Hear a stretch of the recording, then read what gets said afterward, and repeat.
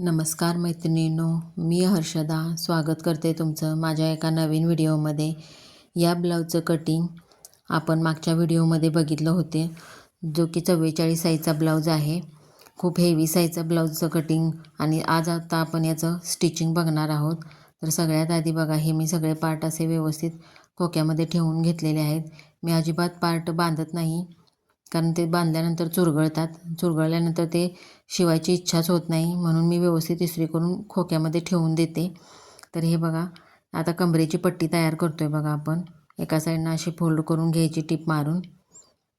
Back पार्टच्या कमरेची पट्टी आहे ती. तर बॅक पार्टचे टक्स आपण जिथे मार्किंग केलेलं आहे तिथंच आता आपण टक्स देणार आहोत. आपण अर्धा इंचाचं मार्जिन पकडलं आहे, तर तेवढंच मार्जिन शिलाईखाली गेलं पाहिजे. या हिशोबाने अशी टीप मारून घ्यायची, डबल टीप मारून घ्यायची ही अशी. आता त्याच्यावर आपण पट्टी जोडणार आहोत, जी की आपण शिलाई मारली होती आता. आणि जिथं आपला टक्स येणार आहे तिथं थोडीशी चून टाकून घ्यायची, कारण आतल्या बाजूला कापड व्यवस्थित फोल्ड होतं म्हणून.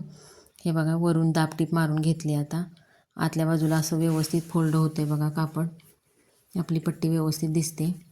तर आता झालेलं आहे आता आपलं. आता ही आपण स्लीव्जचं स्टिचिंग बघतो आहे. आता स्लीवला आपण 1 इंच मार्जिन ठेवलेलं होतं, तर तेवढंच मार्जिन जाईल या हिशोबाने टीप मारून घ्यायची आतल्या बाजूला फोल्ड करून.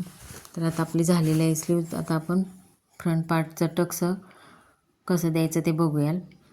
हे 1 इंचावर मार्किंग केलेलं होतं आपण, तेवढंच मार्किंग पकडायचं आणि टीप मारून घ्यायची, डबल टीप मारून घ्यायची. सहजासहजी टीप उसवत नाही आपली, म्हणून. आता हे हुक आहे, पट्टीकडचा टक्स आहे बघा, 1/2 इंचाचा देतो आहे मी. कापड खूपच कमी आहे. हे असं. आता हा मुंड्यातला टक्स आहे बघा, तो पण मी 1/2 इंचाचा देतो आहे बघा. मुंड्यातला आतला आकार मी दिला नाही, मी कधीच देत नाही मुंड्यातला आतला आकार, कारण तिथं टक्स दिल्यानंतर आपल्या मनाने तेवढा आत आकार सरकतो तो, म्हणून मुंड्यातला आकार मी देत नाही. टक्स दिल्यानंतर तो मॅच होतो त्याला, म्हणून. आता हा टक्स बघा, हा असा 2 इंच सरळ द्यायचा आहे आणि नंतर तिरपा करत कापड फिरवत न्यायचं आहे बघा. हे असं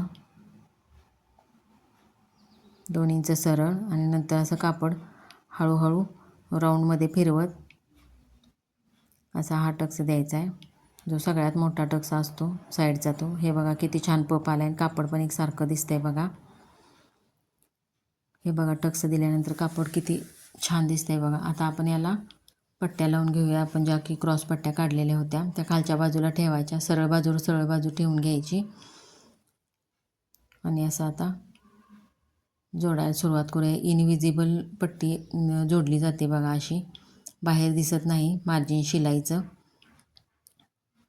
तर हे बघा, हे आता हे असं आता झालं. हे आता मुरगळायचं, फोल्ड करायचं आणि दुसऱ्या बाजूवर ठेवून द्यायचं असं, आणि टीप मारून घ्यायची. टीप अशी मारायची की ते आतलं कापड आपलं अडकलं नाही पाहिजे आहे, या हिशोबाने टीप मारायची. हळूहळू चेक करायचं आता आपण जे टक्स मारलेले ते अडकत तर नाहीत ना हे. तर आता हे आपलं झालेलं आहे. तर आता टक्स मारून झालेलं आहे बघा. आता आपण याच्या पट्ट्या तयार करूया. बटन पट्टी आणि काजपट्टी तयार करायची. हे बघा, ही काजपट्टी आपण 1.5 इंचाची करतो आहे आणि बटन पट्टी आपण 2.5 इंचाची करतो आहे बघा. ह्या अशा आपण रेग्युलर जशा काजपट्ट्या बटन पट्ट्या लावून घेतो ना, तशाच लावून घ्यायच्या ह्या.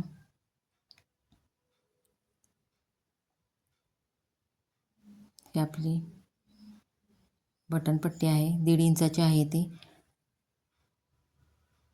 हे बघा, हे असं चेक करून घ्यायचं आपलं व्यवस्थित आहे का, गळा पुढचा व्यवस्थित येतो आहे का.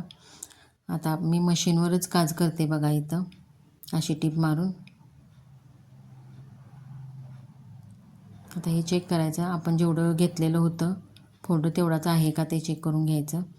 हे फ्रंट बॅक पार्ट चेक करून घ्यायचा. कुठं थोडंसं कमी जास्त 1/2 इंच होत असेल तर तो पार्ट असा थोडासा 1/2 इंच कट करून टाकायचा. हे बघा, हे पार्ट असे चेक करून घ्यायचे, दोन्ही पार्ट दोन्ही साईडला.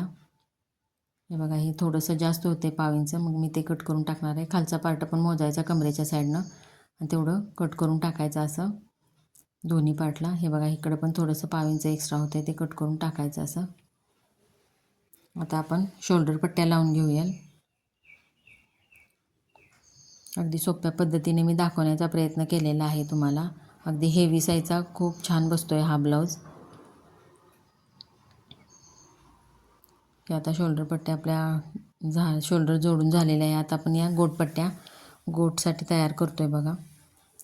ज्या आपण 1 इंचाच्या काढलेल्या आहेत तशा जोडून घ्यायच्या आणि एका साईडनं अशी टीप मारवायची. गोट कसा लावायचा याचा व्हिडिओ माझा अपलोडेड आहे, तो जाऊन तुम्ही बघू शकता. तर आता हलक्या हाताने असा गोट लावायचा. कापड खेचायचं नाही आणि गोट पण खेचायचा नाही. गोलव्या आकारात अगदी हळू शिस्तीत मशीन गेलं पाहिजे आहे.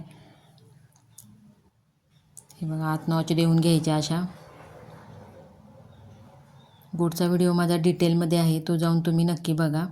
ते आता गोट झालेला आहे आपला. कुठं पुढं कमी जास्त मार्जिन झालेलं असते ते थोडंसं कट करून घ्यायचं असं. तर आता स्लीव्ज लावून घ्यायची अशी.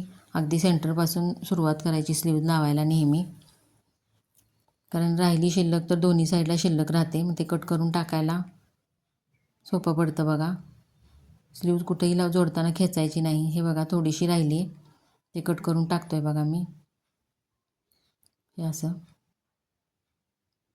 आता आपण फिटिंगला सुरुवात करूया. 1/2 इंचाची मार्जिन पकडून सुरुवातीला दोन्ही साईडनं अशी टीप मारून घ्यायची. 1/2 इंचाचं मार्जिन पकडून असं.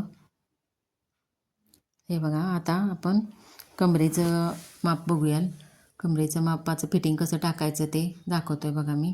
अशी आपली कंबर मोजून घ्यायची आधी. बघा किती अंतर शिल्लक राहतंय, बघा किती थोडं राहतंय बघा. हे एवढं मोजायचं आणि त्याचं 3 पार्ट करायचे बघा. हा एक पहिला झाला, परत हा एक दुसरा. हे झालं बघा. आता आपलं जे आपलं आलेलं आहे तेच आपण कमरेच्या वर ठेवायचं. माप तेवढंच टाकायचं आपण. इथं आपण 1 इंच शिलाई मार्जिन ठेवलं होतं आणि हाताचं आपलं 7.5 इंच आहे बघा माप. तर सेम दुसऱ्या साईडला पण तसंच मार्किंग करून घ्यायचं.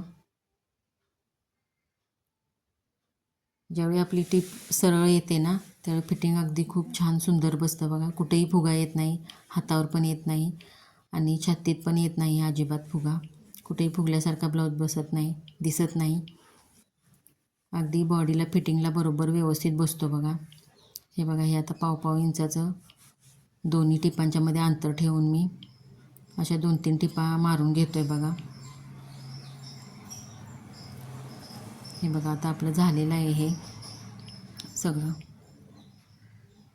फिटिंग करून झालेलं आहे. ब्लाऊज आपला तयार झालेला आहे. खूप सुंदर आणि फिनिशिंगने ब्लाऊज तयार झालेला आहे बघा. पप पण किती छान आला आहे बघा. अगदी हेवी साईजचा आहे तरी पण खूप छान सुंदर हा ब्लाऊज बसलेला आहे कस्टमरला.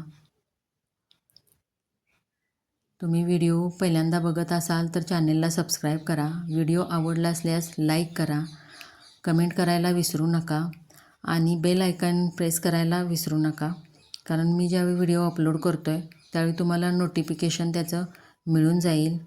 माझा व्हिडिओ बघितल्याबद्दल धन्यवाद.